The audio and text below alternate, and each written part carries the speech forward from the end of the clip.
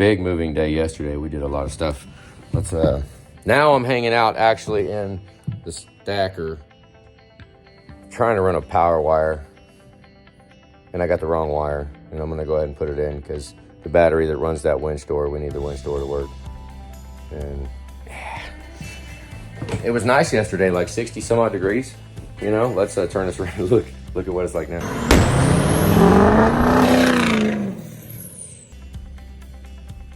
It was 60 degrees outside yesterday. I'm looking out the window of the trailer, and all of a sudden it turned like 14 degrees outside. We got a bunch of stuff moved. The bus, I moved it and put it back. Look, you can't even see the trailer. Don's trailer's in the barn hooked to the silver truck.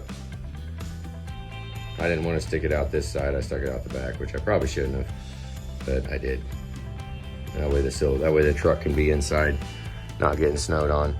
But I'm running this wire down, and something happened to all of the electricity in this 12 and 120 volt. Power washed in all the 120 volt. I mean, this one works. I'm not gonna turn it off and on because the lights are old fluorescents and they might not turn back on. But inside of here, we did go get some outlets, and I'm gonna change the covers because we're gonna be power washing. So covers like that need to be down there. Not some cheesy home stuff. We'll put that on. And outside, I'm gonna do the exact same ones on the outside. Just inside, outside, don't freaking matter. I think these are old switches, obviously. I didn't get any extra switches, I just got outlets because all the outlets, when we actually got it, everything worked. The lights down here at the bottom, those are 12 volt, and I didn't even cut the hole in that one for the 12 volt. I don't know that I'm even gonna use that. It's actually just a little slit. We'll probably have a light there. But all the wiring is accessible from underneath the trailer up through the wall. The walls are hollow. There's a channel. It's actually, this metal looked like it had wood behind it, but then the outside, when you look through it, the outside skin looks like it has no wood on it. It's just metal.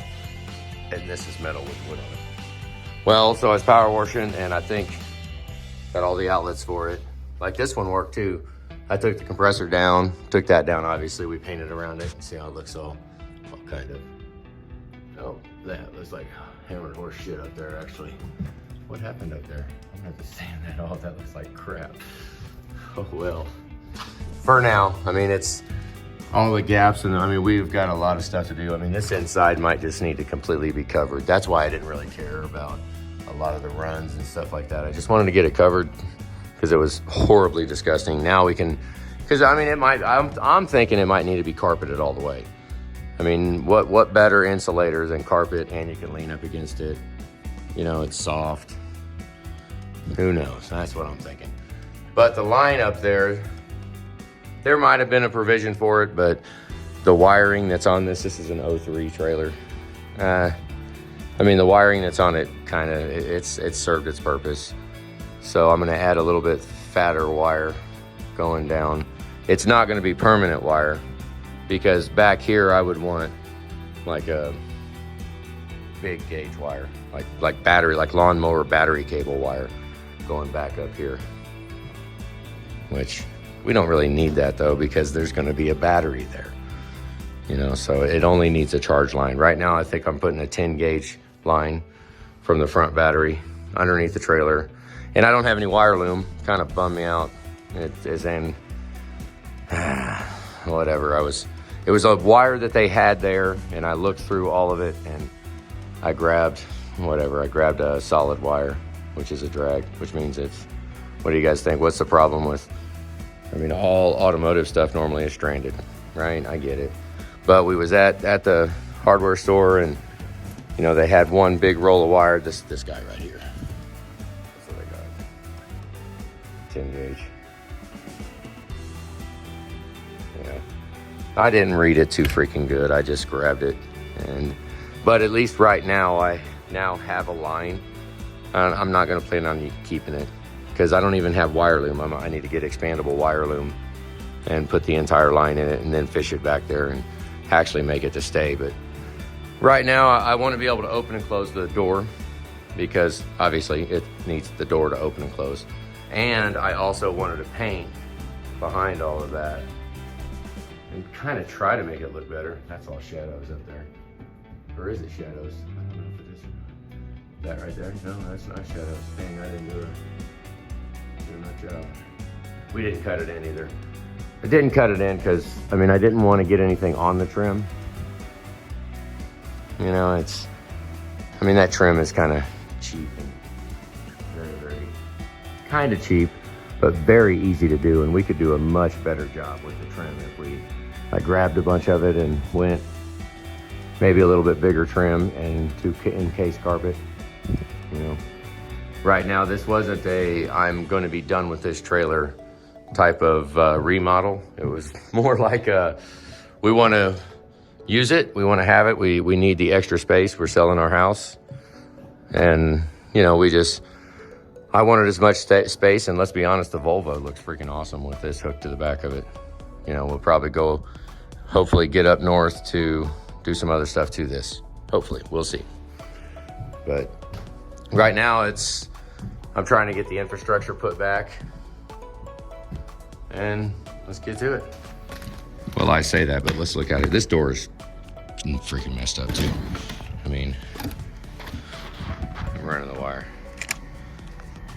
And it's snowy, and so I'm laying on the ground and rolling along. I'm right here right now. I just got past the steps. And it's not so bad right here, right? But once you go down here, oh, I wonder, I can feel the wind. And then you go up here, and it's gone. So laying down there is freaking wonderful, you know? So I got it halfway, and I was like, I'm going inside, turn the heat on for a minute. I might as well take a break. It is New Year's Day, right? Yeah. I did just pull, this isn't insulated either. That's double door right there. And we just pulled it through. Trying to cover it up so I can keep a little warmth in here, but like the little heater, and once this thing turns on, it'll be 175 degrees in this trailer, which is pretty nice.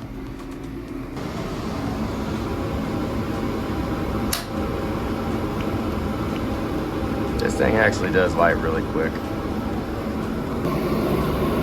Two completely different sides of the spectrum.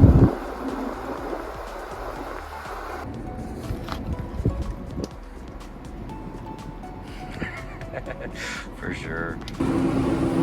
All right, so enough playing around. I'm gonna put all this gear back on and leave you guys alone for a little bit.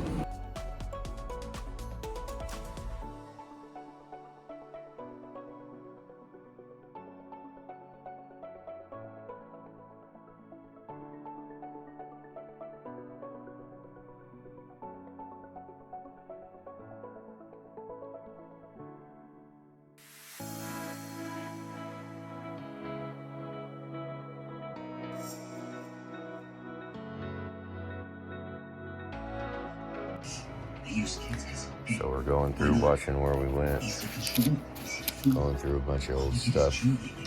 Picture of Tanner, our wedding,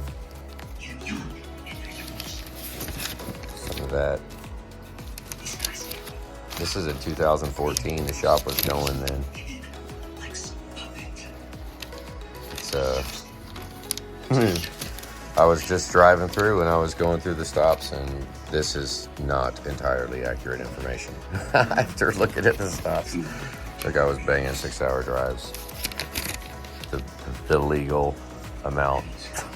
And they go up for a quick flag, bam, bam. Wow, we were young. Like really young. Where's that picture? Oh my goodness. You and your nephew. He still looks like that, and you still look like that.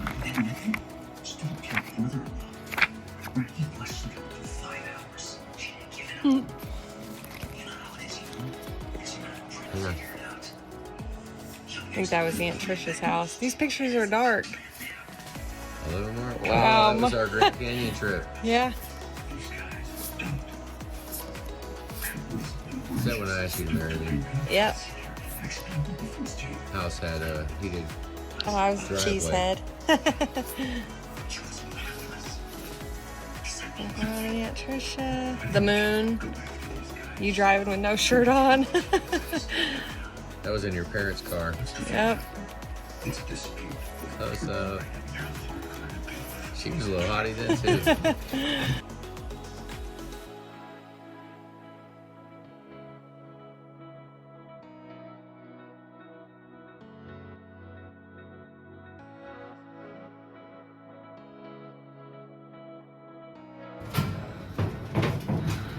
What are we doing in 3-degree weather? We picked the best day to do it. We're gonna try to push this up in there. Look how nice this is though. This ramp is like 12 feet long. Oh, it's kind of soft right there. Yeah, at Oh, least the it's tire. really soft right. Tires Don't drive don't. in the middle. Don't put your Yeah, tires in the middle. don't drive in the middle. We're gonna put the RZR up there and then put shelves in and see how it fits. This is the first thing we've ever loaded in here. The RZR's wide. Look at it. It's wide. It is wide. I hope it fits. It should fit extremely well. We're pushing it because it doesn't run, because Anthony sunk it into 15 feet of water. The winch doesn't have a plug. And the other winch doesn't have a plug, up the one all the way up front. So let's There get. is one there, but I don't have a plug for it. Yep. Let's We'll get. do it later. Let's get to Push it pushing. Oh. Impressive. I take tire off. It didn't fit. Dang it. Using the chalk block, pushing a little at a time. It's gonna fit. That's for sure.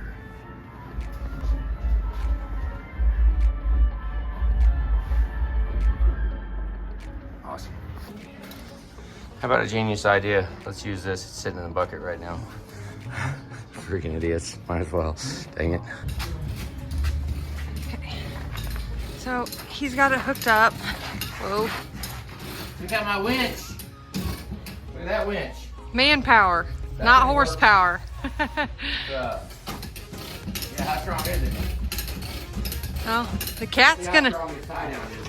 Cat's gonna go for a ride, aren't you, little?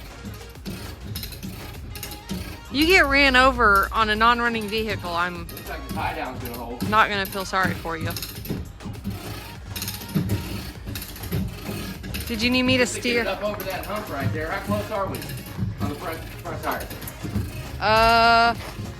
We're almost to the hinge.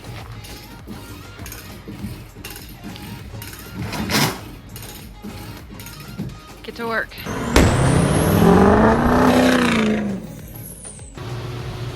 Okay, quick look at James's truck. I'm debating on whether or not I want to do the brakes right here. Not even start it up because it's been sitting for the New Year holiday, and we've actually driven it. It's been, you know, it's got miles on it right now. Now the EGT sensor is in there, or the bung. Oh, there comes Julie. The bung is in. The diff cover's on. It appears to be dry. Well, I haven't gotten under it yet, but everything's together. Seems all good. All good. He was talking about a tune on this, and I think the tune that's in it, you can pretty much pull anything you want with it. It's not a hopped up hot tune. It'll get out of its way if you hammer on it. You got to hammer on it a little bit, but it also will. If you're not trying to get on it, if you're doing 70 mile an hour, say whatever around there, you can be under 20 pounds of boost in this truck, which is nice. And most 6.4 tuning will not allow you to be under 20 pounds of boost to be going highway speeds. I mean, that a lot of the tuning is like that. This tuning that's in this will allow 10 pounds, which should give it a lot more economy. You know, but right now we're still fighting fresh engine, right? I mean, let's let it wear in, break in, let everything get all. The more miles that get put on it, the happier it's going to be. So right now it's got about 800 miles on it. You know, it needs 100,000 freaking miles on it. You know, so let's get to it. Right now we're going to put brakes on it. Brakes by brakes, I'm saying the front pads look good. We did put a hydro boost on it, and that there might be a little bit of air still in it, a little bit, but it's the issues resolved. Now it's not 100% brand new vehicle brakes, but it's brakes. I mean, you got brakes. You know, that's That's the hardest thing I found to accurately say, is I can give you that perfect brake pedal feel. You know, I mean, they're all different. So we're literally just going to pad swap right now. We're gonna do rear pads. The rotors appear to be all right. We're gonna catch it early, so just a straight up calipers off, open the bleeders, push all the fluid out of the bleeder, out of the caliper, and throw some new pads on it, grease it all up, make sure it's all good and functioning. And there is one piston, I think it was on the passenger side, there's one piston that was not contributing like the other one. I caught that, so we're gonna have to make sure that it's not seized up, because that could affect us. Worst case, we'll be putting a caliper on that passenger side. Package up these hydro boosts. Somehow we got 2 of them. So that they took the core and sent it to us like a reman one. Julie's gonna take them up, put them up, and go get pads. But let's see. Oh wait. Which way does it go? It doesn't want to move past that. Well, I mean, it's going. It's just hard. It should go in pretty easy, especially with the bleeder loose. Yeah. Let's see. Let me loosen that up a little bit more. Might just take the whole bleeder out. This caliper's done. Torn boot and all. The boot's tore. The bleeder's all the way open, and it's... Yeah, it's almost out. I mean, it's pouring out. really, really hard. Yeah, that side. So they're not wearing evens either. Seeing that, that's the one I saw. That was on the inside. That was up against the piston. And I think that one is seized up. So good thing we did it. Let's go ahead. Because that one would have been just about ready to need attention. So we caught it. Before it destroyed a rotor. Got every penny's worth out of that brake pad and not caused any damage. That's awesome. Now we're on the driver's side. Just a simple pad swap. Watch this. Not even moving. Slide pin is seized up. So there's the question. Do you want to just replace the bracket? I think we can get the bracket, or get a refresh on it and hope that whoever's remanning the brake calipers does a good job. Yeah. Whichever way you want to go. But I mean, it's looking... We got to get this caliper off so we can look at the rubber around it. I mean, getting it... All right, let's hang this up. And I was worried by dragging it off of there because the pins wouldn't move. That would tear up this caliper. I don't see any busted boots on this one. Now we got to see how well it compresses. Okay, let's watch the fluid. Let me get it tight. Bear with me here. I'm trying to hold it so it's... You know, we got a hook on it, but... All right, let's see how hard it is. Yeah, see, that's how they should go in. By hand. Very, very... Okay, so right here. This little... Right here gonna cause us to replace the caliper. Look inside of that slide pin. It's completely seized up. We'll spend days trying to mess with that. That's a bummer because this caliper's good. You know what? I don't know that. No, the other one's seized too. Yeah, that's the passenger side one. What a freaking drag. Looks like pads and really calipers. Thought that there's not much difference, that we could have used one side with the other. I think they're the same freaking part. That's what I was getting at. Is maybe, I mean, it looks like the same damn part, doesn't it? I think so. So, but both sides, both of these are seized, and then that one's seized. So by the time we mess with all of them, it's $47 just to get the bracket, and it's like, how much for the caliper and bracket and everything? 80, roughly. So I guess, what decision do you want to do? Do you want to, I guess you could spend half and leave that one caliper, because that caliper's all right. But the caliper by itself without the bracket's 60, so it's cheaper to buy the caliper and bracket all together.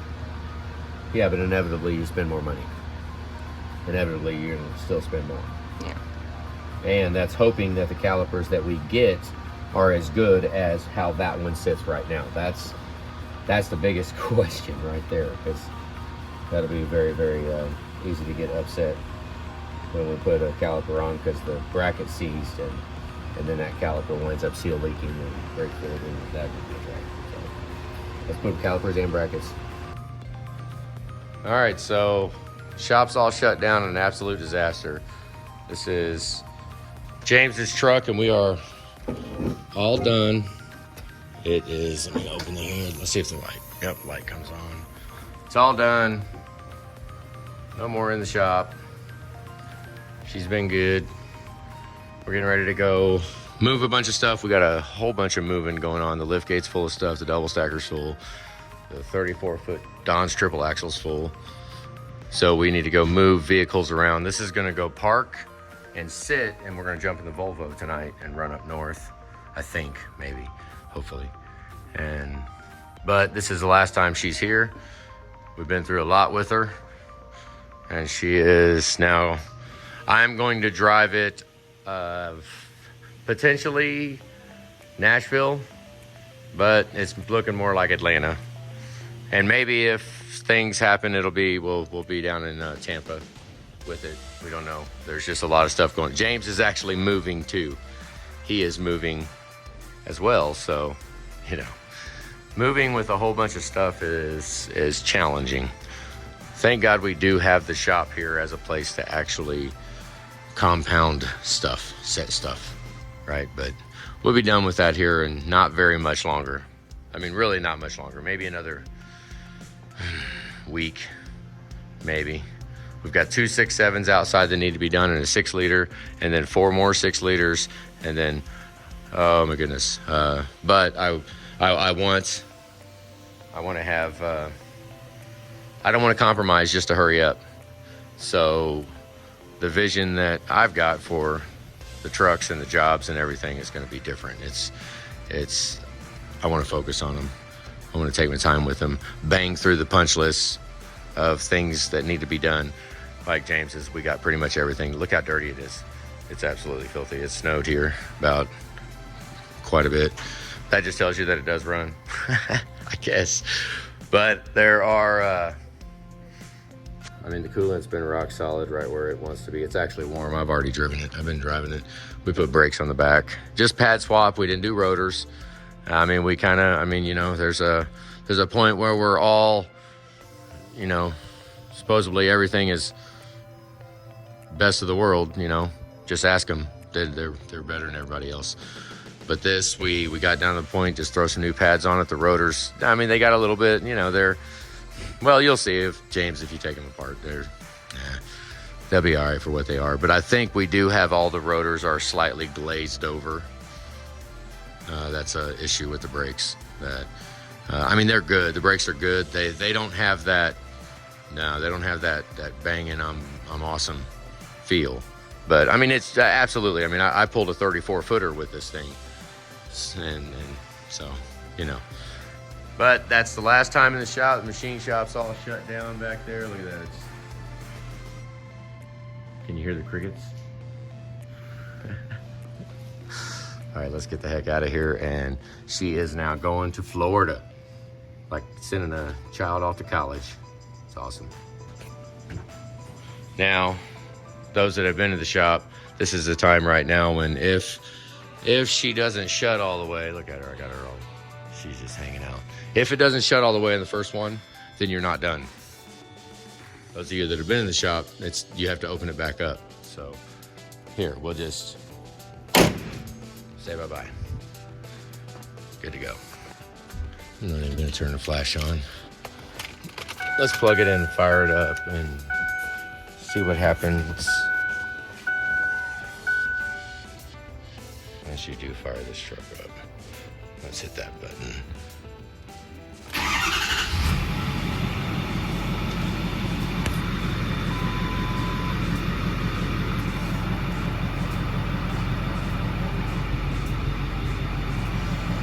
Seatbelt light. Their numbers as we're sitting. It'll blow 40 pounds. I hadn't went over, I think I saw 42 pounds. But we'll see. I mean, she's nice, she's healthy. Sitting here idling. In the shop, both headlights work. Very cool. No fog lights. Nah, no fog lights. Cool, does work. Oh, parking light in the mirror's out.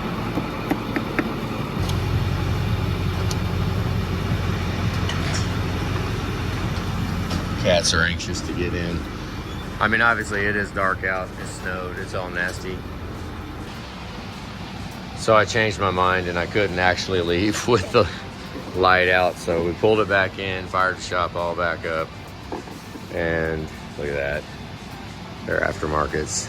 You son of a bitch. They're smoked.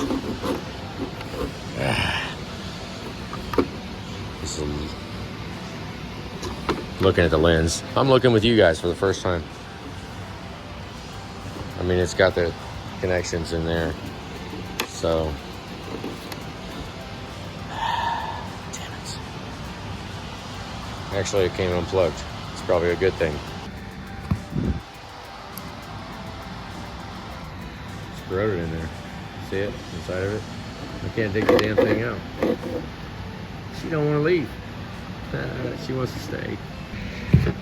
You know, I find that on a lot of aftermarket connections, a lot of them. Something about the material is nowhere near the quality of what OE uses. I mean, we should be able to clean it up, but there's no cure for it. You can put some dielectric in it, hope for the best. Yeah. Okay, 5 minutes later, here we are. Got this thing out, huh? Yeah. Yeah.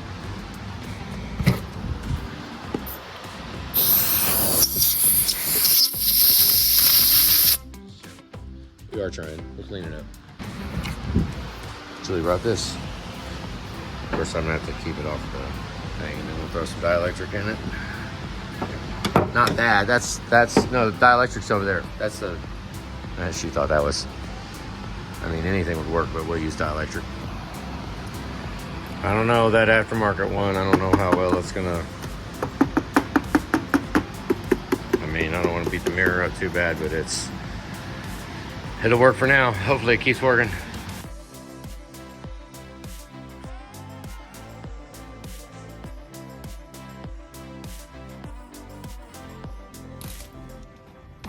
Okay, so we plugged James's truck in, and I actually only plugged it in about 3 hours ago. There's a big storm. Well, there's supposed to be a storm and ice and everything coming tomorrow. So I gotta go early. I gotta go a little early. I did plug it in. Let's see how it starts. Got some of his stuff back there. Here we go, let's see.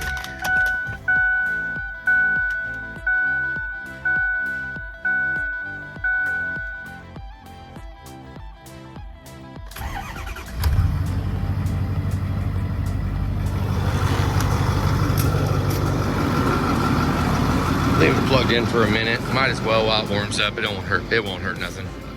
Just make sure and unplug it before we go. It's good.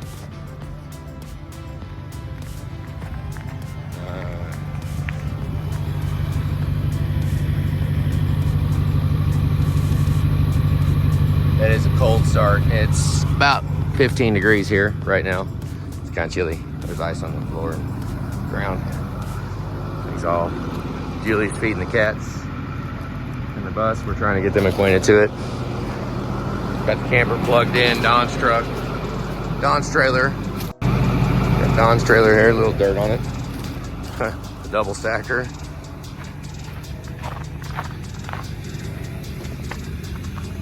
We are pretty much about as equipped to move that anybody could ever ask for, I guess. So. But I am about to drive this truck to Atlanta right now. I got my bag and we're gonna fly back. Need to get rid of this metal. But we're gonna put it in the wind. It's on its way home right now. So let's hope for a safe journey. Here we go. 552 miles, just filled it up, threw another $70 in it. Right there. Yep, so just on the keep rolling. For those that have never driven through St. Louis, go across the bridge, over the river, holding you on the steering wheel. There's the arch. Let's go a little further.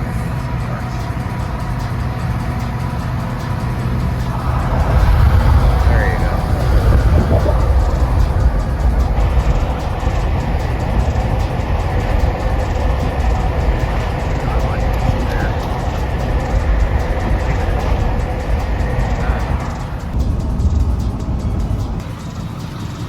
Well, there's another $80 down. We're in Kentucky, I think.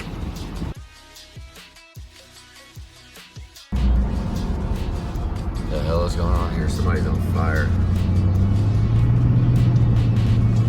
Oh yeah, he's on fire. Oh, this smells bad. All right, another $43. Stopped here because it was $3.17. How cheap is it here? It's $3.17. I figured I'd stop and get some. Well, we made it. We're in Atlanta. Wow, it's like not clear. It is. So we made it. We're gonna run over to the airport and get this thing dropped off so I can catch a flight and get back home. But we made it.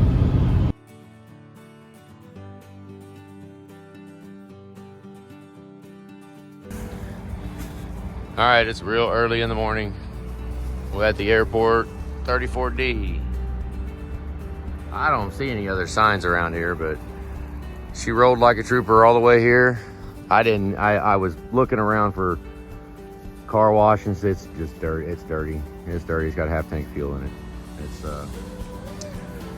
She's at 34D right outside the gate on the south lot, and we made it. I'm gonna go in and see if I can't get through this security and maybe give me something to freaking drink since we made it. So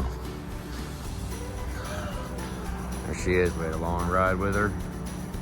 I drove her to Atlanta and we're gonna leave her right here at the airport. And I'm gonna go get on the plane and take my butt back home so we can keep moving. Okay, just to reiterate, there's the truck. It's right on the corner of this here. It's right there. You can easily walk to it. There it is. But then out here it says terminal right there. So we're gonna go to the terminal, and I'm assuming that's the entrance right there. So you just walk down here, come there, bam, it's real freaking close. Look at that, that is open. I thought that was closed from looking at it at the street. It's open. Alright, so we're here looking, this is nuts. There's nobody anywhere.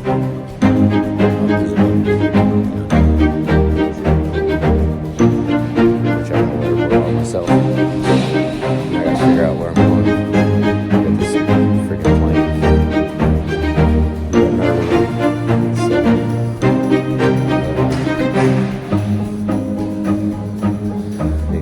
Security is so I can get through it. This place is freaking huge.